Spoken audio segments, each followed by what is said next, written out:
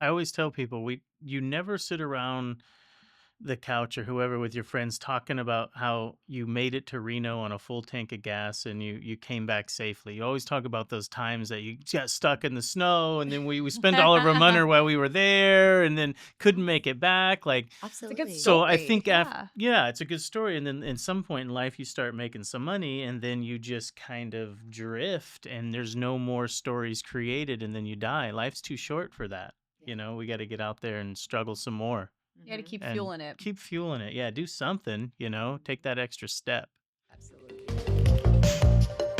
We're from 20 to 30 sub-trades per job. $35,000 a You will week. be licensed 10 years next year. You've mastered the trade. Now you need to master the business. Welcome to the Build Line. This is episode 15. I am Jerry and this is Heather. We've got a great guest in today. Who do we got, Hev? I'm so excited for this guest. So, she's the billboard queen of our local area. She's the legal titan who turns the question of something wrong into a household name. From hundreds of billboards spanning Sacramento to LA, I've asked multiple people. When I told them who this person was, they knew instantly who she was. She's partnered with the Kings. She's pretty much everywhere, including a bus, if you are anywhere near Sacramento. But biggest thing, she has not only set herself apart in her industry, but she's also redefined what it means to be a philanthropist, put yourself out there, brand herself. She is the amazing Anh Phoong. Thank you so much for being here with us. Thank you. That was a great introduction. Oh my gosh, I could go on. I was like, man, how do we get this down to a Do it reasonable again. amount, Do it right? again. All the things. Thank I mean, you. shoot. So, welcome to the Build Line. Thank you guys for having me. I think it's going to be an awesome conversation. So, we know a little bit about you, but maybe give us the elevator spiel of everything I've touched on in your intro here. I always like to start back like I wasn't supposed to be here.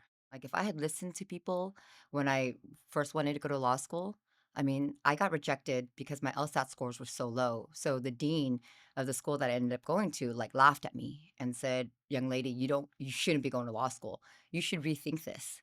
But then he also gave me a second chance and said that if you do want to go to law school and you're serious about being a lawyer, then you're gonna go and take the LSATs again. So like that just goes to show like a lot of the purpose behind like what I do now in terms of like philanthropy and giving back to the community because like I almost wasn't gonna be there. And if I let somebody tell me that my dream wasn't gonna happen, like no. So I always go back to that story because I don't think people understand like how many times in business and life in your journey you're gonna be told no. How many no's are you gonna get? Mm. So it's almost like the story of no that led me to where I'm at now. Yeah, Weird, right? I love that. Yeah. That's Yeah, so that's true. so super true. If everybody keeps telling you yes, you kind of don't go anywhere. Yeah. The no's are what pushes you up the ladder. The It's rejection. kind of, yeah, we're like, hey, screw you. I'll do it anyway. When you're faced with that, and then, it's just something about that complacency of like when you get yes along the way, you get stagnant, right? And Yeah. so that's why I feel like I always say my life was kind of defined, the journey was defined by a series of no's. I mean, and we'll explore more of that later, but like it wasn't just that was the start of it. It's like law school started it and then getting a job. Yeah. And You you know? at work, I mean, give us your background piece too, right? Like you didn't just come out of I went to high school, I went straight to college, I went straight to law school, right? You had a journey just to even get to the point of I'm gonna go to law school. Yeah, I didn't know. I didn't grow up wanting to be a lawyer. Didn't know. I was a business major at Sac State, and I did that because it was something I knew I had to do. I had to go to college. It was an easy choice for me because, like, my parents were like, "You're going to college." I'm like, "Okay," and it wasn't something I was passionate about, but it was safe. And then, with life experience and things happening, and I discovered criminal justice. That's when I was like, I love the justice system, and I wanted to be a part of it. So it was in that journey of like kind of finding myself and your passion that I found law. And so I was an average student between then and then when I got into criminal justice, I was like, man, it was different from going to school when you have to go and waking up and going because you want to go.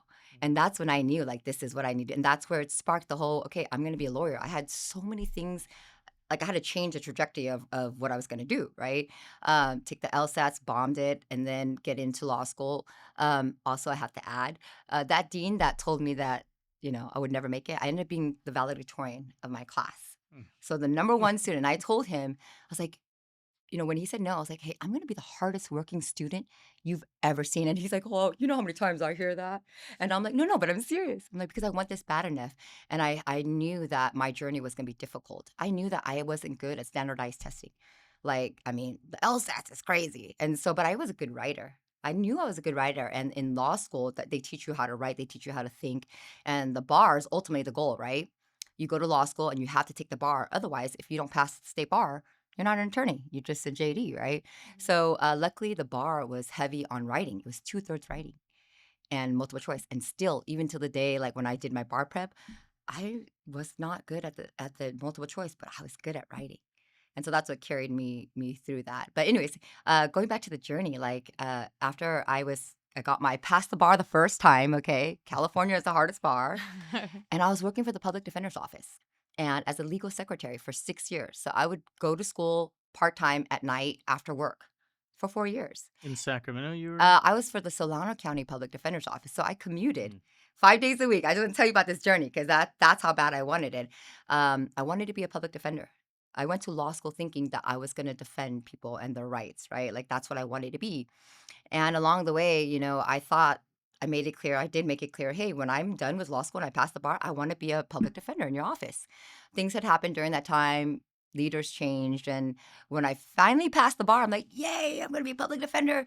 And like, oh, we don't have a job for you. Hmm. And it was a little bit of the economic change. Yeah, And I what was year like, was whoa, that? 2011. So a little after the crash. Mhm. Um, and so I was just like, whoa, what am I going to do? Like, that's all I went to law school for. So that was another pivot, right? And I couldn't get a job. Like, so the school, Lincoln Law School, great school. I love the school, but it's a California accredited school. It's not ABA. It's not famous. People frown upon us. So here you have someone who has no attorney experience, went to a low level school. Like, who's going to hire me? Like, they're going to pick everybody else. So it was hard. I submitted so many resumes. I didn't even get responses. Like, Wow. and I think in part that had to do with what I looked like on paper, right? I couldn't even get an interview. And Yeah. so I ended up working for a friend who had his solo practitioner in personal injury. And that wasn't even something I was like, oh my God, I could do this. Well, I had gone into car accident on my last year of law school and it wasn't my fault and I injured my back. And I was studying for the bar. And this insurance adjuster kept calling me. And it's like, hey, are you okay? I'm like, no, I'm having back pain. And they're like, are you ready to settle? I said, no, I'm still in pain. But as I got closer to taking the bar, the calls increased and she just wouldn't leave me alone. So I finally, one day she called. I was like, you know what? I was so stressed about taking the bar. I was like, just settle my case. I don't even care. Send me $1,000. I think it was like $2,000 Oh, no. for the whole, and I still had back pain after that. That's the point when, then my friend had the PI firm. I was like, he was only practicing for a year after he passed the bar. And I'm like, if this dude could do it, because that's when the light bulb went on. I was Yeah. like, man, why can't I? Yeah. So I started flirting with the idea of, I mean, like I was doing all the work that he was doing. And, it wasn't like he wasn't a better lawyer, and I was like, he was just bolder. He opened a firm. And I was like, why can't I do that? And that's the start of the law office of Anne Fong. Uh, So like, Wow, that was quick then. Couple years out after passing the bar. yeah, there was like that. Like it was because I mean, by being turned down, no Yeah. one, like if the public defender said yes, where would I be today? If another law firm said yes, where would I be today? I don't think I'd be a business owner because I had it in my mind. You have it in you. We can tell just by the yeah, 5 right? like you Now, now, but so I have, and I'd love to show you guys this. There's when I had graduated, one of our family friends, toy models, and he did a little office, and it said the law office of Anne Fong. And it's like I always wanted to have my own practice someday, but I thought the traditional journey was be a lawyer for 20 years, work for the Yeah. county, be a public defender, work under someone, and then you can go on your own. Mhm. I just bypassed the whole work for somebody. Like I didn't. Like Yeah. I got my Yeah. license and then the firm started like and it was scary because then it sounds kind of like, wait a minute, it sounds reckless. You're an attorney and you don't have that much experience, right? And that's how bold that step was. Yeah, that's huge. Yeah. You took the Yeah. leap. You were like, I could do it. I'm going to do this. This is what I'm going to go do. And I knew it in my heart. Like, cause I was investing in myself. I was like, if I'm gonna if I'm working my ass off, excuse me, if I'm like, working, grinding day in and day out for someone else, then it makes sense to me. It's like, Yeah. why not do that for me? and start to build something. So we started that office in our spare bedroom of our home. And it's funny, I just posted a video about it. Um, I had no money. Okay, so just to give you some background on that, family of immigrants, okay? Like my parents came here in 1980. I was born in 1981. And so I was born here, but still like grinding with my parents, guys. I remember collecting recyclables. That's what my parents did until they learned a trade, going to work with them, like, really struggled. So we had no money. So there's myths out there like, how did Anne Fong get her money? Oh, she married a millionaire and her family came from money. We came from nothing. Like this is built from ground zero. And I was only the second person to graduate from, to have any, degree. My sister was the first in Sac State, and first, obviously, become a lawyer in my family. And so we didn't have funding, business loans, or anything. It was just let's start small. We knew something like so. My husband was very, I met him in law school, and you guys remember TJ? You guys remember he went to CrossFit one time. So Do. he was so I Yes. married my law school, best friend, study group guy. And he was really good, like a business savvy sense. So, but the idea was like we knew that personal injury, you don't get paid. Like it's not like when you get billed hourly and you get clients coming in and you get that monthly, revenue coming in, a Retainer. retainer. Yeah. No. Personal injuries, you sign a case, you might not get paid for 3 years. Oh, So we knew, I knew that like this business was going to require a lot of like financial planning being strict. And so that's why when we started it, we worked out of the home office and rented a virtual office space just to meet the clients right. Mm, with the mail going there so that we looked like we had the office front, right? yeah. But we couldn't afford 500, 600, back then dollars a month, not even that. So everything was just, like, and the financial side of having a business. And so that's how we started. It was like from a home. And then we recently just bought the building that's like across the street from that office Oh, wow, that we that's Yeah. cool started that off you get at. to drive by and say, That's where we came "Hello." from. Yep. Started from Yeah. the bottom, And now so we're what year here. I love it. I what love it. year was that then that you started out of the office? 2012. So 2012. I'm trying to think of when I saw your first anything on the street. 2016. That's when I started 2016. advertising. So 4 years and you were already blasting on the street. Yeah, and that was the question. 2006, 15, I started wondering, like, hey, so from 2012 when I started it, it was like grassroots. Like, there's no budget for it. I mean, it was just shaking hands, knocking doors, and business like going everywhere. I had some prior experience with like door to door business. Like, I would say hi, those carpets, cleaner like vacuums. I used to sell derbies, like, so I had no shame in that sense. Like, Mm. I was like a salesperson in that sense. And so I would go to businesses. I would go everywhere and just be like, "Hi, I'm a new attorney." And they're like, "Why would we hire you? You're new. Like, Mm. you are like a first year in." And I would tell everyone, I'm like, "Look, I'm gonna tell you what I told my dean, like I know that I'm gonna work hard on your case. And I can guarantee you that. Like, I may not have 20 years of experience, but what I have is the dedication and the heart to see your case through. And I have a lot less cases than the other people that you're going to, that you're considering, like I got I'm new. bandwidth. I could take you on. Yeah, yeah, Correct. Yeah. extra. Yeah. So then so we built that up and I was doing really good on my own, like solo practitioner, I had a couple employees, but I had questioned, is this it? Like, is this where you see yourself? Where is this going to go? Like, I could have been very happy with just that. But when I started to question that, I was like, okay, I see us going further. So that's when we started to branch out, hire another attorney, and started something wrong, call Anne Phoong. Yeah, since it hit, it's in everybody's brain. I mean, you Everybody knows it. really, I It's mean, that's the catchy. household name. All Yeah. week I've been telling people you're coming, and they're like, "Oh, the billboard, like, oh," and then there's these guys that are in love with you, and Oh, they're that's probably so stalking funny. you or I something. I love mean, they're the just Oh crazy. yeah. I love the people that have like dressed up as you for Halloween. That's That like is my favorite. Like I think it's We so had to start a contest because there were so many people doing it. yeah. So the last like 3 years, the people would submit photos. I'm like, oh, sweet, how cute. And we'd post it. And I'm like, why don't we do a contest? Like, why not? Like, people are already doing it. Might as well give them some money. Like, I thought it was, and then we're like, okay, we thought maybe two or three people, but the submissions were like, probably have like 2 dozen, like, and all over, like from the Bay, Sacramento, even LA, like because we were new to LA. Yeah. And so it's fun. It's something like I always got to give credit to my husband because everyone's like, where did that name come from? How did you come up with that concept? Right. Yeah. So hot tub one night. And I'm like, That's where all the good ideas That's where come the in. hot ideas tub come from. night, Yeah. so we were just japping, what are we gonna do? If we're gonna do this, we need something. So around that time, um, we knew something had to be catchy and catchy, kind of corny, right? That sticks, that's easy. Yeah. And so we were throwing out a bunch of stuff, and he's like, I know when something goes wrong, call Anh Phoong. And I'm like, that's so corny. I woke up the next moment, that's it. That's I'm in. exactly it. Let's I was do it. like, let's do it. And then 2016, our first billboard commercials and buses and radio ads started coming out.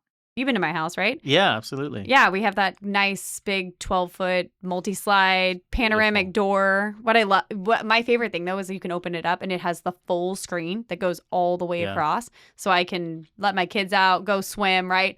Full screen across the 12-foot opening. No problems. No bugs are getting in because right now there's all kinds of bugs in my house. But I can also open it up for the parties, indoor, outdoor. It's like full California theme. Panoramic doors, they're made in the US. You can check out all the functions and varieties, links, sizes, screen configurations, bifold, all those pieces. Check them out, panoramicdoors.com. Lots of options for you there. Probably my favorite, though, for that indoor outdoor California room. I love it. Panoramicdoors.com. Wow. Only 10 years, which is crazy to crazy. see. It's I not mean, that's just- super impressive to go from nothing to where you are today in 10 years. That's amazing. How many employees do you have under you? I think 85, 80. It fluctuates. I think we just hired 4 more people too. So around 80. And in a law firm, like if you have other attorneys, they're your employees. Mm-hmm. It's not like Heather and I are subcontract. They're your. No, yeah. I have attorneys that work for me, work under me. And then we have attorneys that we also do cases with on the side too. Like we'll partner up and do cases. Sure. Wow. I mean, the 10 years having all those employees, that's employee issues come with that, right? Whew, let's talk about that. No. So, 50 and under is small business. And then 50 and, you have like brackets, right? And then Yeah. 50 to 100. And I think it was the last 2 years, when we passed 50, I'm like, oh my gosh, like then you have to change everything. All the rules are different. And I'm just like, holy crap, we need a whole HR department. We need to, like, you honestly, like when you say 10 years, like, I'm like, sometimes I take a step back and I don't realize what we've built. And like It's wild. it is. Yeah. It's a moment of like you just go, you hustle, you build, you build, you build. And I know it's happening, right? I'm not blind. Everything's, intentional. But just like you just sometimes forget to look back and be like, wow, I started from the spare bedroom with 1 employee and now I'm responsible for 80 something. And so it's a heavy burden, it's a shift. It's then it also like validates it in a weird way. Like I'm not operating. The problem that I found out in the last couple of years was I was operating on a small business scale because that's what I was used to in my mind. And as we were growing, I hadn't adapted. In my mind, I was Mhm. doing small business stuff, like for example, our accounting, our taxes, our business, our insurance, everything, like all those things that go into the business Yeah. aspect. Wasn't thinking about So that. that's good advice. I mean, we deal with that a lot with contractors. Like, hey, as you grow the infrastructure, grow all these things, Mhm. and change your mindset into growth, into the next, just to open your eyes and go, oh, I'm a big boy. Yes. Yeah. So one of my bankers had said to me, and he said, "Hey, Ann, you know, you're not a small shop anymore. You're like in the big boy field." I'm like, "Really?" This is like a few years ago, and I'm like, "Oh, okay." Like, isn't that weird? Like, Mm. someone had to tell me, and then I'm like, "Oh my gosh, I've got to, get everything like lined up as it should be, right?" But it was just that mentality of being like stuck in those like the beginning years, like because that's all I knew. So when you think about like what experience I hadn't worked for law firms other than the county, which is not really, the public defender. That wasn't a private business. Mhm. I didn't have a business. I didn't have that. Like it was seriously built like on my own. And I don't want to say there was no guidance, but there wasn't a roadmap that anyone gave me. So much trial and error, so many ups and downs, so many things learned, which goes back to like in the beginning. Like a lot of mistakes were made. A lot, but through those mistakes, we continued to build and make it better. I learned a lot just going through it. So there's just something to be said about that, right? That the Yeah. growth of figuring it out. You look back and cringe on something you did or said and go, "Oh, Yeah. shit, why did I ugh, thankfully I learned from that." Yeah. And now we have procedures and, systems in place to prevent that from happening. Yeah. But we had to go through that in order to learn it. I feel Yeah. like it's a slippery slope with attorneys because with employees that are attorneys, as everybody like watching what everybody says, Oh don't yeah. look at me, don't touch me, this is harassment, this is that. You I want don't to know. you want to hear my favorite question when I'm interviewing an attorney? Yes. I ask them their comfort level, like because like, with the attorneys, like you said, there is a little bit of a difference as an employee. They know the law, they know everything. Yeah. And I'm like, okay, so how do you feel like about um the F word?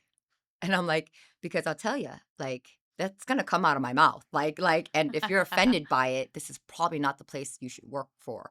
And I say that because like that's just natural and I'm not saying F you. You love it. I can see it in your eyes. Can I say, yeah, I don't know, Job site. right? Just fine. Right? I mean, I'm sorry. That's just some people don't have that in their vocabulary and vernacular. That's fine. Me, straight up, if something's happening and I'm like this OC's piece me out, F, but it's so I'm like, you got to be okay with the language, and if you're not, like, I don't want any issues with that, like, So your interview process has got to be rigorous then, 'cause Yeah. Man, I you want to come can't- interview. This Yeah. sounds fun, actually. I'm here for this. few F bombs and you're in and you can handle it. We're good. Sure, we'll get hired. Right She would away. hire us right away. What We'll I'm be doing. fine. Yeah. But you know what that goes to? Authenticity. Yeah. And being Yes. upfront, like, and because I would never want someone to work for me that didn't know what they were getting into, especially when people are like considering other places and job shopping, and like they want to find a place they want to, most people want to find a place to call home, Yeah. and they want longevity, right? And so that's for me is my first sign of letting them know that, hey, we're professional, but you're also going to get a little chill, a little laid back. I mean, I'm not like a suit and tie type of person unless I have to be, right? And so that's worked in like the double-edged sword, right? Sure. Yeah, you're keeping it real. You're keeping the culture of like this is a place to work, right? Mhm. We also are still a law firm, which has its own dynamics. Construction has its own challenges and dynamics of what that looks like between the field and then you have office staff and you Mhm. might have the accountant, and so it's the same. It's a very different dynamic, but you want people to still show up and be genuine and be themselves. But not be complacent and get too relaxed, Yes. We Yes. still Like, got things to do. and you said Yeah. you were laid back. Oh, yeah, you still have to work 40 hours, bud. Yeah. We're not Yeah. today. We're not laid back today. No, it depends on what day it is. Yeah. What advice? I mean, we deal.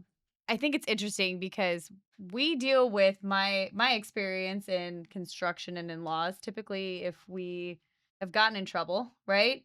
Or if we're getting somebody in trouble, Yeah. or it's really the protecting ourselves as business Mhm. owners, right? And so, what is your advice, or what would you say as somebody who's a business owner that maybe needs to protect themselves, right? What would be your first piece of advice?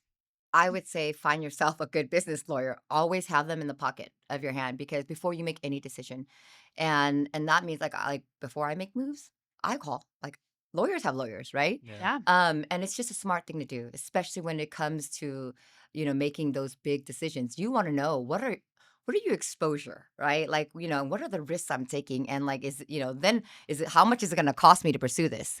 Like if you're going the route with pursuing a claim against someone or an entity or something, right? Or Yeah. if you're being sued, right? Like the first thing I always say, and it sounds, I don't even do business law, so I'm not promoting myself.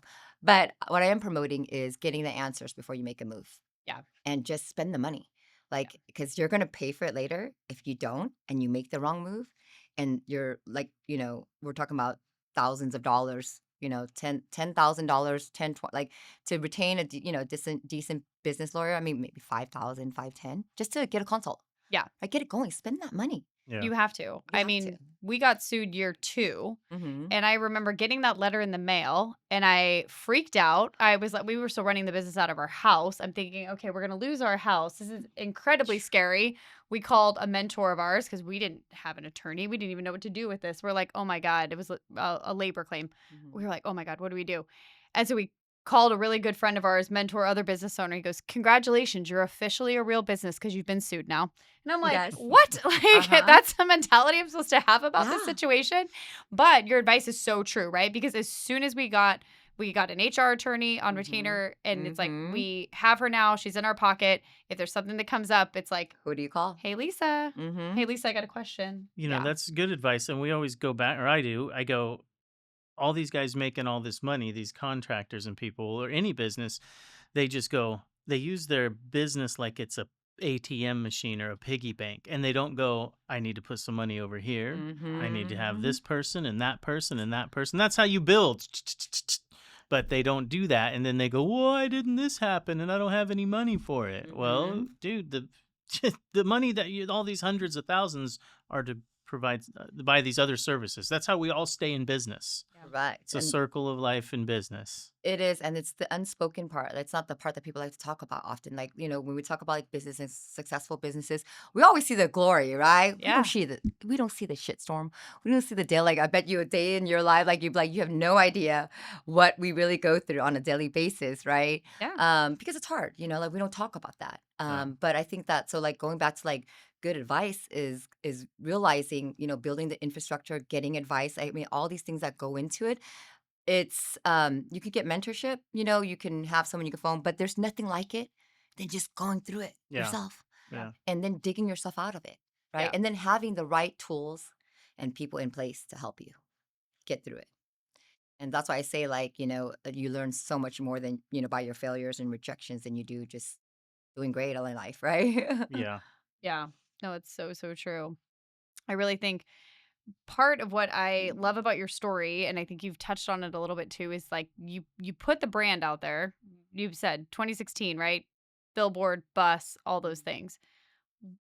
Why why your name? Why put it out there for you? Like you said, you have a team of 84, right? But when people Mhm. pick up the phone and they call, they want Ann. Why is Ann not my lawyer? I'm calling Ann, right? Yeah. So was that a very intentional move? Was that a good marketing strategy? Why choose Yeah. that avenue? So, yeah. And thank you. I think it's a great question. And I think it all goes back to when I was making the decision on, is this it? Solo practitioner or build something bigger? The driving force behind that was I wanted visibility and representation for people that looked like me. Female. I mean, like, how many female lawyers? There's tons of female lawyers, but how many female lawyers own their own firm? Let alone in personal injury. Like, personal injury is dog eat dog. It's so competitive. It's such an aggressive field of law. And then let alone, so it was that I wanted to represent like females, and then I wanted to represent the Asian community and minorities in general because 10 years ago, all you saw on TV or on billboards or whatever was going on was like the traditional, like older gentleman, Caucasian most of the time, right? And that's what you looked at like as what was available to you. And I needed to make that message clear that, hey, you got something different in your Yeah. town. And that's why, like, it wasn't an easy decision to name me. So first of all, the name Ann Fong, I wanted, like I could have come up with a different law firm that didn't have nothing to do with the name, right? But I have so much pride in my name, like Fong, and where my family came from and our struggles, having that immigrant story it was essential to me. And I felt like in Sacramento, we needed representation like that. And it needed to be apparent, And so that's why I mean, that's the reason why. And so when you talk about like moving forward with, I mean, putting my face out there on billboards and being the face of the firm, it was incredibly hard because it wasn't like I'm like, oh yeah, I'm so confident that it would I was so afraid. I was like, I almost didn't do it because I was like, "Oh, people are gonna make fun of me. What if people don't like me? What if people don't think I'm strong enough? What if, people don't think I'm fierce enough to handle?" I mean, it wasn't an easy decision. I think that people don't understand that part of it. Like, I struggled. I was like, "Am I gonna do this? What's the backlash gonna be? Am I gonna be able to handle all the negative feedback? Because there's gonna be negative feedback. There's gonna be positive, there's gonna be negative. Like, which one's gonna win more? And I didn't have an idea that the community would respond the way that it did. Mhm. But I took that risk because it meant more for me making that statement and putting it out there that, hey, I'm here. You have another type of attorney that's available. I'm a female Asian attorney that owns her own firm. And that statement, that message is what I wanted to get out. And boy, was Sacramento ready for it. Yeah. They Yeah. really were. So, Yeah. like, first things, like, so here's the thing. My marketing gal was like, Anne, and marketing, they're sales. They're going to sell you. They're going to hype you up. Of course, you got to buy this and do this. But she was like, Anne, I really think that this is going to work, and you're going to need to like hire and build that infrastructure for this. Because I think at the time it was like 4 or 5 people. And I was like, let's just wait till it's proven, because I'm not going to spend more money. Wait And till the phone rings. let's wait till the phone rings, Yeah. because like I said, I had fear that what if the phone didn't ring and I just wasted all the money. So the way that like we had a really couple of good settlements, and I had this money, and like I said, if I'm gonna invest in anything or anyone, it's going to be myself and my business. So I took that money and put it all in the marketing, right? And said, here we go. Go all in, go big or go home, man. This is your chance. And if you fail, let's say that first year I had a budget for a whole year. If it doesn't work, go back. You're happy with your solo practice. At least you tried, right? And so little as I, so first commercial comes out, and I think it was that night we got a call. And I mean, the first few calls, I was like, I picked up the phone. So 10 years ago, the line was 916 got pain. It forwarded to Anh Phoong's cell phone. And I would pick up and say, thank you for calling Anh Phoong's office, And they're like, oh, are you the girl on TV? I'm like, yeah, that's me. How can I help you? You been in an accident? Because that's what I do, right? And they're like, no. And I'm like, oh, what? I'm like, okay, Why are you What's calling why are me? you calling?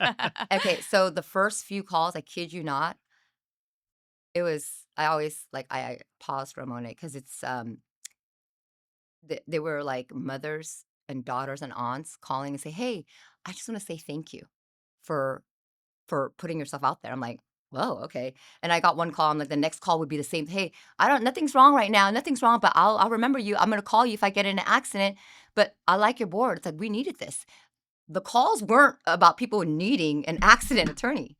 The calls were people saying, Support. kudos, what's up? Thank you. I don't even need you, but I'm going to remember you Yeah. because you're different. And I stood out, and like it was I think just groundbreaking at the time, right? Now not so Yeah. much. Like 10 years later now we But have now you're the only name. Nobody knows who else to call. Like, I Thank don't you. know anybody's name No, for not. I any attorney. But There's it's only the one that's copying her. exactly. That's the only thing. one. You there's the people that are going to come in and they're going to try to knock off your brand, or they're Mhm.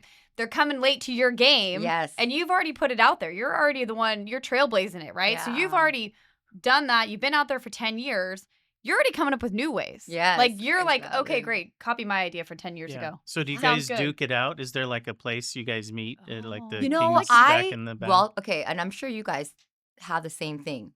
I welcome the competition. I don't even say they're my competitors, because here, at least locally in Sacramento, um, I all the billboard lawyers that you see, I know almost all of them. I mean, 4 of them went to my Christmas party a couple years ago. And so someone had asked, like, "Hey, how do you feel about your competitors?" Like, they're not my competitors; they're my friends, and I mean that, like, like, we're good with majority of the people on the billboards.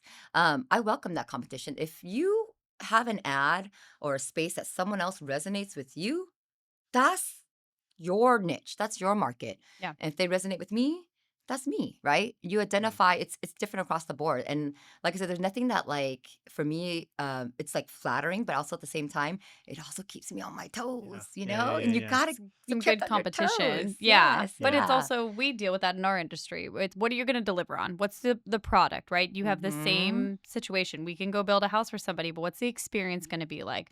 How's that going to translate for you? Is this going to be a painful process? Is this going to be an easy process? So it's the same. And then are you going to feel good having to see that person for however For months and months they're in your the home and extent is? living. Yeah, exactly. So yeah, no, I love that comparison, because we have to do that the same in our market. I don't And like how everybody's so healthy with competition. You Ah. guys You are don't all like like, that? oh, Like, yeah, it's it's so fine. easy. We're just going to, God, it eats me up. That's because you come from the trade world, where you want to like come by and like throw like old soda cans in the back of their truck as you Oh, drive yeah. by. I mean, Yeah. let's be real. Oh, man, it's tough. I've just listened to so many people over the last year and a half.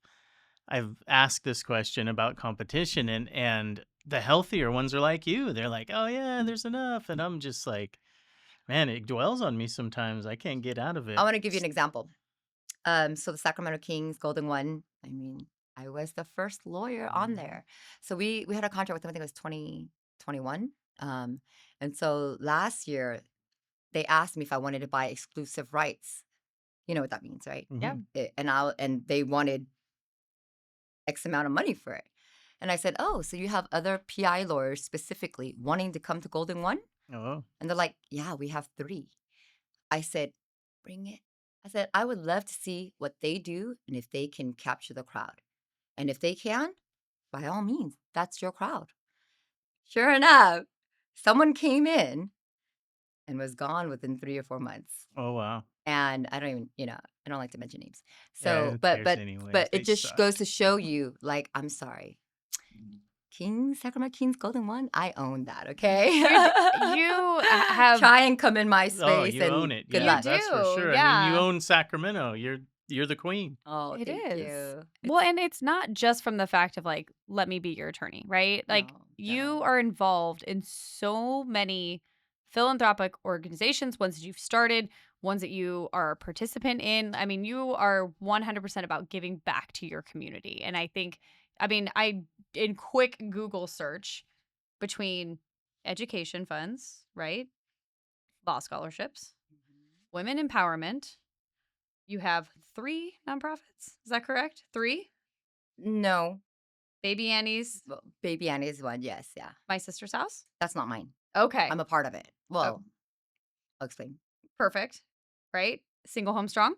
See, no, those are not mine. See, and let's Oh, explain it. Okay. okay. So, start of the Kings partnership. Um, Branding, marketing. It was I wanted people to feel like we were the attorney, like when you're at home, right? Like Scan Kings, that's home, right? We did not pay all this money to be at Golden One, to be on the Kings, because I thought people were going to call me. So when we talked to the Kings about this partnership, what does it look like? I said, I want them to understand that when I say I'm about the community, let's do something for the community in our partnership. So we did, I don't know if you heard it, so it's called Blocks for Bucks. And for the first 3 years, every block that was in a home game that the team made, I would donate $100 to a nonprofit of my choice. And so each year we had 3 separate ones. So the first one was something, it's called Gigi's Playhouse. I don't know if you guys heard of Yep. it. Down syndrome, near and dear to my heart. Everything is near and dear to my heart. I was like, make sure I get to pick it. It was important to me. They obviously have to approve it, right? But, and then the second one was MAD, Mothers Against Drunk Driving. And then the third one, oh gosh, what am I drawing? Oh, we just did Asian Resources, ARI, Asian Resources Inc. And then so this year with the Jersey patch, um, our sponsorship is it's like the Purple Promise, the women empowerment. And it's not just about like our name being on a jersey on a patch. Like when they proposed that to me, when the king said, "Anne, how would you like Fong Law to be on a jersey patch?" I'm like, psh, I'm not gonna pay that crazy amount of money for that. I'm like, I don't need it. And then they brought me into the Golden One and they said, let me tell you what this really looks like. And oh my God, tell you guys. So they said, this is not just your name. Like you will be the first law firm, first of all, over any NBA at all, any NBA to be on a jersey. You're going to be the like first female law firm and female AAP. I was like, okay, now I'm listening, ears perking up, dollars are like coming through my head. Mhm. And like, so we're going to make this a women empowerment movement. And I was like, "Oh my gosh, like we've got to do this. Like we've got to make this happen." So the whole thing with the partnership and the Kings and going back to like giving back to the community, I feel so blessed to be where I'm at. Like to be sitting here. And it makes sense. Like for me, there's no other way. I always think about how the community showed up for us and my family when I was young. The church that sponsored my family here. Oh, this is where I get emotional. Um, Having that immigrant experience and watching my parents go through what they went through to raise us. And so when I say the community showed up, we had neighbors, they didn't know any English. The church sponsored my family and had translators.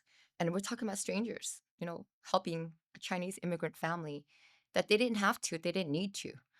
And so that has always resonated with me because, we had people show up with food, teach my dad, take him to classes to go to learn English, and my mom babysitting us. We had so much help, and it's almost like I said, like, I wouldn't feel like I I wouldn't be where I'm at if I hadn't gone through that, I'll tell you that. Going through the hardships of that, but I don't feel like, I would do my family any justice if we didn't do this work and gave back to the community, and, so that's why that's such an important part of, what we're about, what we do, because the community showed up for us, and we're gonna show up for the community. I love that. It's not about the advertisement, it's not about No. the phone calls, it's about giving back to the place that made you who you are. Yeah, absolutely. And that's why so Single Mom Strong, we picked them. So for this year, Single Mom Strong and My Sister's House are not my nonprofits, but they are, you know what they do. Single Mom Strong speaks for itself, right? Um, and then My Sister's House is actually domestic violence, sexual assault, sex trafficking, a sanctuary here in Sacramento. And so each jersey that is purchased this year with the Fong Law patch on it, portions of the donations goes to these nonprofits. So in doing this, whole jersey deal, and it was like I wanted to uplift, like women. So we have a whole women empowerment segment as well. But I wanted to bring up these other so important community, nonprofits that need support and shed light to them. So it wasn't just let's just boost Anne Fong up. Let's like do something and like make people aware of these organizations and other like the women that we have presenting. There's so many businesses that we're bringing out, just like typical like women led owners, and so that whole thing is just I think we've gotten 2 calls from people saying, "Oh, I saw you at a Kings game." But it's not about that. It's and so that's why I love my partnership with the Kings. They've just done a really good job of capturing what I think the firm is really about. That's awesome. That's heavy. I love it. I know, sorry, like, we gotta get all heavy and deep, okay? I love it though because there is a sense when marketing comes from a genuine place, it comes from a core value of what you believe in. Mhm, You're not it's not selling. mhm, You're telling your story. You're telling what it is about you that you bring to your business, and people want to buy mhm. and they want to interact with what they know. Yeah. And that's what you're doing. Yeah, and it all goes back to being, authentic and being true to yourself and being who you are. Like, I couldn't do this and be fake. Like, sit here and have a whole episode of me trying to be something else or someone I'm not. So what you see is what you get. And that's always been something that stuck with me. Like, there's been opportunities like, that's not me. Like, I don't want to do Yeah, something. what are some of those marketing things that maybe you've turned down? Certain promotions, like certain brands and Uh, like spots. It just I'm like, and I don't want to like okay, so obviously with the Kings, I wasn't like, a big basketball Kings fan. I was a Kings fan, what was it, 2002 I mean, Lakers? who Like who wasn't? Come wasn't? on. Yeah, Bibby days, Yes. all that. Yes. But like it wasn't like basketball was my thing. It was Sacramento is my thing, yeah. right? And I wanted to build that, So other, once you start like in this world of like marketing, you get so many people coming at you, so many Yeah, different I plays, and I'm imagine. like, I don't even know what that is. Why would I be a part of that? And like teams and other, things, and I'm like, no, So your marketing advice is stay authentic stay authentic. I mean, that seriously, for like your brand, for kind of just but dig in and go hard on it too. absolutely 100%. If you're gonna do it, go all it. Do it. If you're gonna do it, understand this. Like, it's not overnight success. It's not something that's like overnight, right? So don't. So a lot of people think, oh yeah, because I do this, in 3 months I haven't gotten anything Yeah, a lot results. of people go, "Hey, it's too much money. I don't have that." I mean, what do you say to that? What do you, when they get scared of the money? Well, you have to spend money to make money. That's a for real thing in your opinion. Sorry. So real. Exactly, Yeah, right? do it. And I was at that pivotal point where, well, I don't want to spend all this money, but am I gonna grow it? How much am I gonna grow it if I do? Yeah. Right? And year after year, when I look at my marketing expense, I'm The like, marketing budget just keeps increasing. I'm like, okay, is this necessary? And I'm quickly reminded that it is. How many billboards do you have? I don't know. I don't know, probably 400 right now. I don't even know. I do not know. But it rotates. There's a lot of like factors, all the different cities and everything. We just can I tell you guys something? Wow. This is not even announced. I'm going to tell Uh-oh. you guys. Breaking news. Anne Fong is officially in Houston, Texas. Oh boy. Dang. Something wrong. Call Anne Fong. Official. So I have. Oh my gosh, same kind of concept. When okay, so going back a little bit of the history. So started in Sacramento, in the Bay Area. I was born in San Jose. Lived there for 10 years, and always, childhood memories, like fondest memories are the Bay Area. So I had hoped that if we were ever going to open a second office, it would be in the Bay. So then we launched the Bay Area, San Francisco, and last year, Southern California, right, and Nevada. And so, same question is like, how much further am I going to take Understand. this? Are we still building or are we good? Yeah. And same concept of I'm good where I'm at, but I also still got something in me. Yeah. And I'm going to like whatever energy I have left in me in these next 5, 10, 20 years I have like of wanting to be like gritty and going for it. I'm going to do it right now. Houston's big. It's one of the Houston's biggest cities I think we have. So that's a huge A big, market. yeah. huge, huge in like like Space, people, people everything. and everything. And so we felt like that market was very similar to all the other big cities that we've gone into, Yeah. Hmm. like a good diverse market. And so that's what 2026 has in store. Oh yeah, for I'm gonna everybody Nice. say. listening, look, here's Ann Uh, Fong with all her success putting it out there again. You're Always. always putting it out there, taking that next leap. Yeah. the question is then where do you stop? Where does that is, when's enough enough? And the Well, return think doesn't come back. I think Gotta watch the metrics. Right? You gotta pay attention to all that stuff too. Absolutely. Yeah. All that. And like, when we talk about kind of growth and like momentum, like I feel like I've got it. And but I'm also like, let's have some conversations that you and I were having earlier. Like, how do you do it all? Like, how are you a business owner, a mom, a wife, and like how do you do it all? And like, I don't freaking know. Like just make you it just happen. do it, Just right? get up in the morning and Just You go. make just it do it. happen. And so, like, the message isn't so much like it's easy. The message is dream big, go for it, and just do it. Make it happen. Yeah. But Make it happen. rewarding when you're sitting in your car on the way to the grocery store and you see your sign up there, right? I mean, it's Yeah. nice. Yeah. You know what's the most rewarding? Is having my daughter. So, my daughter Annie is 10. Um, she used to be so embarrassed. I think, and so now we're talking about the last probably year and a half. She's proud. And, for me, making my daughter proud. Like before, she'd be like, oh my gosh, mom, I don't want people to know you're my mom. And I was so sad because I'm like, do you know how many girls come up to me and say, like, hey, you're my role model. I want to be an attorney because of you. And then have my daughter look at me and be like, ugh.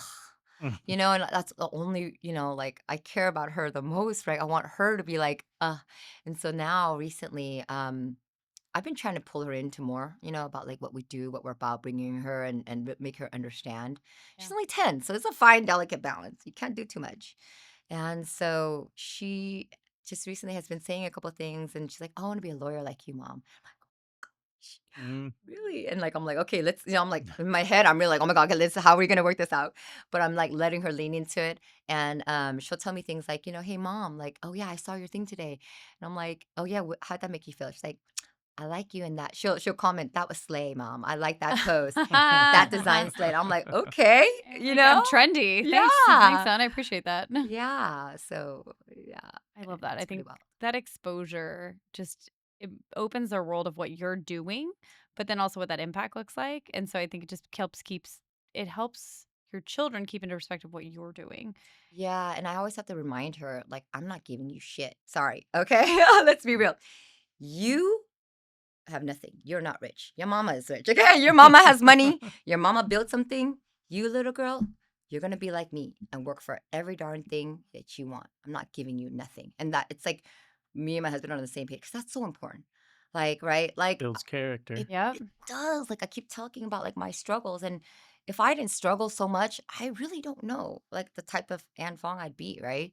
And I am fearful for that because when you grow up with nothing, you want to make up for it in your children and give them everything, Mm. right? That's like kind of like the automatic response. And I have to remind myself, Anne, what lesson are you going to teach her if you just get her into this? If you just say, pay, like pay her way? what lessons will she be missing, and how will that build her character? So I'm very, very conscious of that, and I tell her all the time, like, nope. She's like, oh, mom, I need some new jeans. I go, do you have money in your account? And she does have a little savings, you know. Yeah, I go, okay. If you want to buy new jeans, you using your money that you saved up, not my money. Like, Let's be clear. Yeah. Yeah, I feel like sometimes when you get growth and then it's been a while, you go out and do the next big thing to look for a struggle. Subconsciously, you need another struggle. Going to Houston might have been a subconscious, like, no, no. I need another fight in the game, you know? And I think I'm crazy. Like, why would I need to do more? That's what I was Your saying. brains Yeah, wants to because do you're something. It wants wired. to I'm wired to challenge Yes. and overcoming it. And I that's what I think. I'm like, so you needed hit a it new right on. fight. Like when you say that, I struggled a lot last year because just like it's a lot. Like I say, this being doing all this is not easy. Like it's hard. It's so hard. But it's and I don't and that's why like when I was at a pivotal point of like, oh my gosh, why am I expanding? Why am I trying to do too much? Like enjoy your kids. They're young. Like there's so much going in my head. Mm-mm. And yet I'm still yearning because I was getting complacent. And I mean, Yep. that's why we launched Las Vegas. That's why I took the bar in Nevada. Like I had to take the bar to get that license. It wasn't just like, oh, Oh, like yeah. Texas, I just waved in. I just get a license. I'm waving in and getting my They license. let everybody in. I had to retake a bar. Yeah, Texas does that. But no, in Nevada, like you have to take the bar. Yeah. Like So here you are so going here I back am again. finding myself where I was, 15 years ago, like Yeah. studying for a bar. With Like, a why am I business with and the 3 business and kids. kids and No everything? big. Why are you doing this to yourself?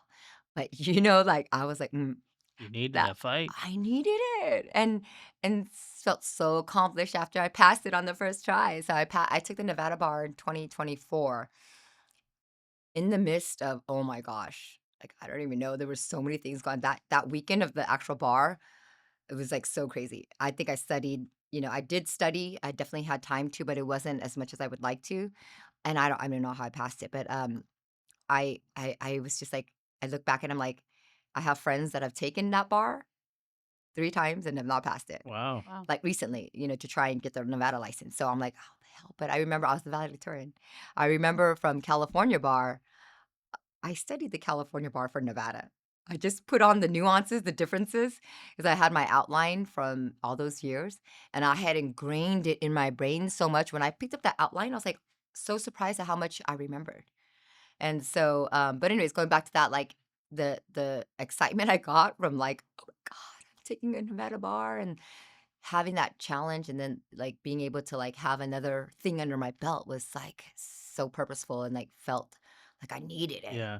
I always tell people you never sit around the couch or whoever with your friends talking about how you made it to Reno on a full tank of gas and you came back safely. You always talk about those times that you got stuck in the snow and then we spent all of our money while we were there and then couldn't make it back. Like, It's a good Absolutely. so I story. think after, Yeah. yeah, it's a good story. And then at some point in life, you start making some money and then you just kind of drift and there's no more stories created and then you die. Life's too short for that. Yeah. We got to get out there and struggle some more You got to Hmm. keep and fueling it keep fueling it. Yeah, do something, take that extra step. Absolutely. and be Yeah. okay. Be okay with that and not afraid. Yeah. I think that's the resonating thing that I've heard from you from beginning all the way through is that you were not going to let that you were going to let anybody tell you no, right? But you definitely Hmm. weren't afraid. You're like, I'm going to go do it. Yeah. I don't care. I head down. I'm going to go do Oh it. no, I'm afraid when I do it. I'm Oh, But jumping you're out of not showing that to anybody. You're like Yeah. 100% in. Oh no, every move is always I've always been like, oh shoot, what if this, like I mean, you can't be cocky, right? You're confident. Okay, built this brand, great. And there's been places where we've tried to launch that wasn't all successful. So I've had failures, right? And like I said, going back to so there's always that like, oh, well, what if it doesn't work? Right. And what if it does, what if it and so does? Yeah. what if it does? You hold on to the what if it does more than the what if it doesn't, right? And so that's, I don't want it to sound like, I don't have, I'm fearless, but I go into it like, oh my God, I think about it, I get it all just okay. And then I'm gonna do it. And then I'm gonna jump. And then I'm gonna take the leap. The more you have to lose too in some of these cases. So Oh, it's like you got to absolutely. think about the 80 people that you employ and all their families and everything when you start dropping millions into these states and all these different That's the these hard part. things It's because like, you're such a huge name that if you screw something up, mhm. you're dragging them down, and we're all gonna know too. Oh, They're gonna go, yeah. "Anh Phoong screwed up," Uh-huh. and then we're As fast as you go up, I mean, cancel yeah. So culture is whew. people don't think about that. Like you got to be on your p's and q's all day, every day. You know, that is such a heavy burden. It really is. And so let's talk about that on the business side. Like when you think about, like, for me, my team, like, they're like family. So like the idea of like something happening and them not having a job kills me. And like, but that's also what keeps me going too, right? It's also like I got to do this for them. They're my, I've got. So let's talk about AI because Oh boy. Yeah. we have to, right? And so with so many things that can be replaced, people, jobs, positions, with AI, I look at my firm, I would be, it would not be smart of me to not, right? Like, you have to, like, every business has to, right? Take a look at it, right? And how is it going to affect you? How can you save money? And so it's been difficult because in areas where we can save and roll back a little bit. And I'm left wondering, okay, well, this person's been with me for 4 years. I'm not gonna, what new role can I find for them? Mm. And so Mhm. it's been difficult to navigate AI and use those because I want to be with the times and say, be more efficient and everything, but it's like, at what cost? Yeah. And like, so I am trying to not hire any more people, like, in growing, um, utilize AI, shift people around, move them so they still have a place and not just completely be like, oh, we've You're got, outsourced. yeah. You're out. But, Yeah. but that's the reality of it. Some jobs just are going to be gone, right? Yeah. And we know Mhm. that. And it's hard. So I carry that. And I think about that. Like, and that's why it's also like, well, how else can I build this business so that we can keep these jobs, Yeah. right? So we're expanding this way, but we're also expanding this way. Um, so just last year, we started doing civil rights sexual assault cases and sexual abuse cases. And that's been um, something I never planned for. That was just something that came. But it's also something I would go back to challenging and like this other area of law, which is similar. So like, as a lawyer, you have like different areas. So personal injury and I do that's under the umbrella of civil, right? Civil. Mhm. And so it's under sub umbrellas of other umbrellas. And so the civil rights, sexual assault stuff is also under that big, big umbrella, right? But never like specialized or, worked in that area. And so when it came to me, I was like, do I really want to do this?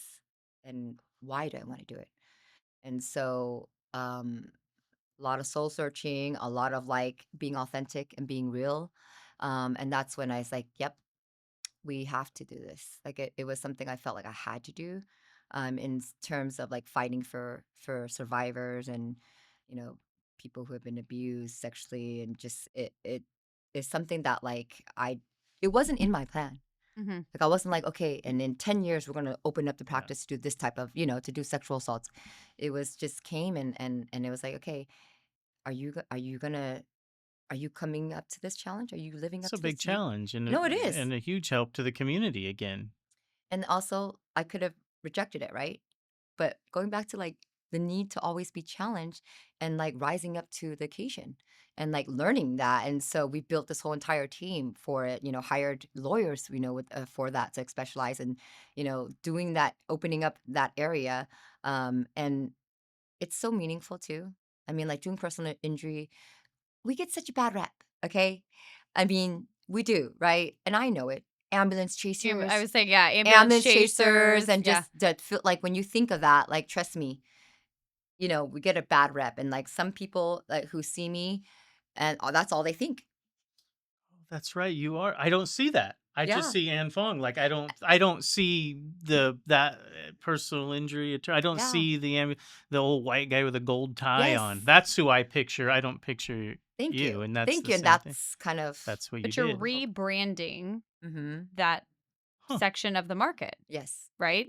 Absolutely. No different than we're trying to elevate our market, Yeah. right? And be different. And Yeah. how do you do it different? And what does that look like? Exactly.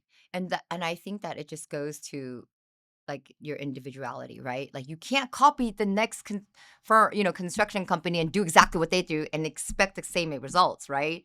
because that worked for them. It may not work for you and your company. And then, Mhm. right? I mean, Did like, you Yes. tell that to the lady that's stealing you your know, stuff there? I'm like, hey, I'm all for it, like, love it, like, um, but no, yeah, and if it works for her, which it does, I mean, because she's doing it, and I'm like, kudos, like, go ahead, like, there's that's her people that want her, Yeah, and people that want me. Like, that's what I'm saying. It's it's like your different. individual taste, your own people will navigate towards it. And it's so funny. When I would get calls that I used to pick up the phone all myself, people would be like, I don't know why, but something just made me want to call you.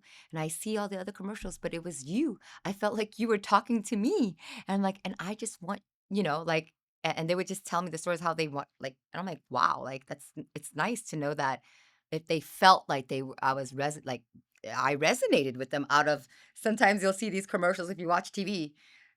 Personal injury lawyers are Yeah. like back to back to back. You'll see 5 commercials in like one sitting, okay? So that's how competitive it is. And so when I say that your brand and it's a reflection of you because you're going to grab the attention of the people that you speak to and that understand. And so I feel like that's just the people that, resonate with me. They're my people. Yeah, we talk Yeah. about that a lot in here, Steve and us, and about just resonating with our people instead of trying to capture everybody, Yeah. Yes. because we'll burn so much energy on the other people when Mhm. we could put that towards the people that we already resonate with naturally. Yeah, Yeah. and it's not like it's effortless, right? Because 'Cause you're Yeah, just being you, and it's they less they work. see you. Yeah, Yeah, and you're not for everybody. That's yeah. the thing we say too. I You're not for everybody, and that's Nope. okay. Yep. People think that they have to have everybody. Everybody's my client. Well, No. no, not No. everybody's my client, This right? is like the sweet spot, right? Yeah, and you know who that is. As a business owner, realizing that early on is the key, right? The earlier you know, like, where you fit, then less money, time that you spend elsewhere that you don't need to be, Yeah, right? So that's some advice too. I love that. Some of us are slow learners, Oh, yeah. so. That's okay. We forgive you, Jerry. It's Mm. all right. 10 years and still learning. I mean, like, like, and I love that idea of learning and like growing. Like, I tell, I learn, like, if I'm not learning something new every day, like, stop me. I need to be. And where was I speaking at? And I was speaking at McGeorge last week with a renowned, famous, really like high decorated attorney. And I sat there and I am supposed to be talking to the students, and I'm just like, wow. Let me Like, write let this. me like write this down while I'm That's here. so good. And then I said it out loud too. I'm like, this is great right here, and like, but to have that mindset of being open to receiving, like, don't come from a place, well, I know it. I've been in business for 10 years or 15 years, and I don't need to learn this. I don't need to know that. Like, that's not going to help you grow. Um, I was just like, "Man, that's good." And I was like, "Okay." By the end of it, I was so excited just because, like, I felt like I was a student there because, like, I came to kind of teach and talk and mentor, but I was being mentored, and it was great. Yeah, you never know where you're gonna get some good advice or just glean some sort of wisdom from somebody. Yeah. We've had this podcast, and what did it say? This is episode 15. All 15, leave here going, "Oh yeah, that was better. Yeah, I learned this, learned that." Oh, that's great. Sure. and it's only an hour or so out of my life. Yeah, It's interesting it's amazing. when you open your mind. Absolutely. I think being open and like so when I tell, um, when I speak to students, I do a lot of that. Like when they're in a space where I don't know what I'm going to do, I don't know what I want, because I remember being there, right? The number one thing, the only advice I can really give, I can't say go do this, go to this type of, oh, your character fits this. I tell them to really be, open and consciously aware, and like start clocking in the things that make you happy, the things that you do that you just genuinely enjoy, that aren't forced, to give you an insight of, like, if you want to be a lawyer or what kind of career you want, or if you do want to be a lawyer, what kind of law do you want to go into? Because there's so much under that. It's just being in tune with yourself and really paying attention to like what makes you sparkle, like really, and because I mean, you're going to be doing this for most of your life. How many Yeah. 40 years, 50 years if we're Isn't it lucky? interesting that we picked something that we're just gonna do forever? Forever. Like people get these jobs and then they're 10 years later they have a different job and then 10 years later they have another job. I was with a guy a couple months ago. We went to SEMA and he told me he was on his third career. Yeah. And you're And like, I was like, "What?" He goes, "Yeah, I was like a probation officer and in Oakland and all this." And I'm like, Jesus, like I've just had the same job and I'll have the same job until I die. it's been so entertaining. Yeah, Like, yeah. but I mean, it's rewarding and everything. And so you keep going. What can Anne Fong give us? Can you give some of the people out there in entrepreneur world that are maybe at that marker, at that 10, 15-year marker that have hit a wall and they're just need that push? Honestly, I mean, what like kind of ask yourself like what I did was like, is this it? Are you happy? And is this going to keep you happy in the next 10 years? And if you could just instinctively answer that, like if you're good, like, and it depends on the phase and stages of your life. Like right now, I have my young kids. And even though I know I'm still building, I'm like, the number one thing that's important to me is taking my daughter to her volleyball, going to her games, taking my son to his flag football, showing up. And so depending on where you are in your life, but when you ask yourself that question and you're looking, you're like 10, 15 years, am I good where I'm at? And if you feel good at where you're at, great. No need to, right? You don't always need to go bigger and better and build, right? But when I asked myself that, like, it's like, no, I've got more in me. So I guess the question is, do you have more in you in the time when you're asking that, right? Like we're in different phases. Like right now, even though I do have it in me, like this is me kind of like, okay, I'm cool, I'm still doing it, but while I'm doing it, it's like I've prioritized and I still can do it. So I know my limits a little bit more, if that makes sense. It's like when you ask yourself that question, right? If you're like trying to go bigger or switch your career or whatnot, I think it's just important to take everything into consideration and like, what do you want to do? But Make talk make to the yourself decision. about it or whoever, right? Yeah. I think a lot of people ignore it, and they kind of just, later. Like you Have need to that sit dinner. down and have that conversation with Then yourself. life goes by. They've Yeah, talked and them Five through. another years 10 go years by. go by. Yeah, because I work for a lot of people and I run into people and they start talking all this stuff. And it's like, yeah, you need to sit down and have a real conversation with yourself and decide if you want to go big or just stay here or do the next thing or not, right? Evaluate it, yeah, and I always It, go back to that internal dialogue because, like, isn't it funny how, like, the most important conversations are the ones that you have kinda with yourself yeah. in the mirror? But yeah, I think if you avoid those conversations, life is gonna fly you by. Then you're gonna be 20 years later, "Oh, what coulda, shoulda, woulda," Yeah. right? Yeah. So when you force yourself, to ask that and have the conversation, really reflect on it. That's why I say, like, to the youth, I'm like, really hone in on it. Ask yourself these questions. What do you enjoy? Like figure it out. It's better than just waking up every day and going nonchalantly and just And the going great by. thing is most people have done what we want to do. So that means the path is there. Like, Somebody knows how to get there. Yeah. mm-hmm. Mm-hmm. So it's not like you're inventing the wheel. You're just getting on it, Yeah. and that's I think important and a lot of people need to hear that. Absolutely. I think that people think that they have to reinvent the wheel. No, if something's working, and that's why I say, like, to the people The who lady that took your slogan, she said the wheel's exactly, working. I'm yeah, I'm gonna that jump on that train, that's why I Mhm. you can't know? hate on it so much. Yeah. That's why I took it as a compliment. I'm like, hey, that's the best compliment you can get, Yeah. right? And that's why, like, I'm flattered, and I'm like, hey, if it worked, like, that's why I'm so like I don't have any negative feelings about it. I really don't. Like, I'm like, cool, like, and then, but like I said, it also adds value to me. Like, okay, here's someone else that I've gotta Yeah, maybe, yeah. Still gonna keep you sharp. yeah, Still gonna Yeah. keep you on your keep me game. Yeah, sharp. you need that. I like Mm-hmm. that. I like that. Mhm. So we've been asking guests, who do we need to have on this podcast? Who do we need to have here that can add to and pour into the build line listeners? So I was thinking about this, and there's a couple answers, and for different reasons. So as far as like, so it's kind of build real estate. I have a couple good friends, Samantha and Judy. They built this, their brokerage, and they built this, huge empire. So they're called Portfolio Real Estate. I don't know if you guys have heard of them. Portfolio, Sam, Judy Kong. I think they're great because their story is great. I think they have 40 or 50 agents under them. And I just love how their story building from bottom up, right? Nothing handed, just built from scratch, hard work and grit. Another person, I love her energy. Like she's gonna be on my podcast, like one of my first guests or two. Ruthie Bolton. I just met her recently. She's a former monarch and Olympian, and just like you meet her in 2 seconds, her energy is she's so electric.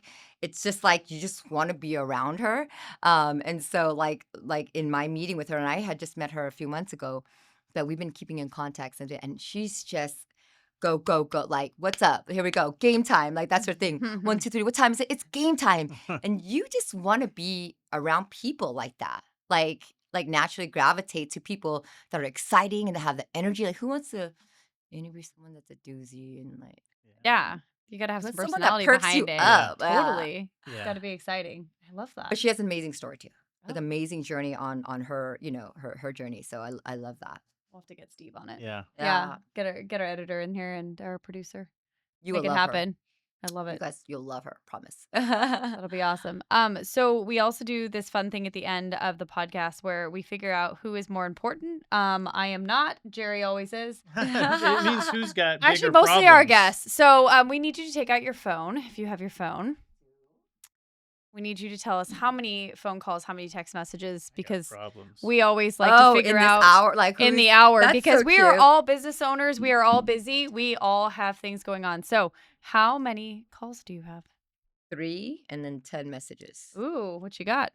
7 missed, 7 texts. Whoa, I got Yeah. 8 texts, 2 calls. Yeah, I think got- Jerry I got a has got to problem. run Yeah. out of Go, here first. Jerry. It's gonna be Jerry today. Oh, boy. So I love this has it. been such an amazing conversation. It's been great getting to know more of your story, building your brand. I'm so honored to have you on the show. Thank you guys for having me. It's been great.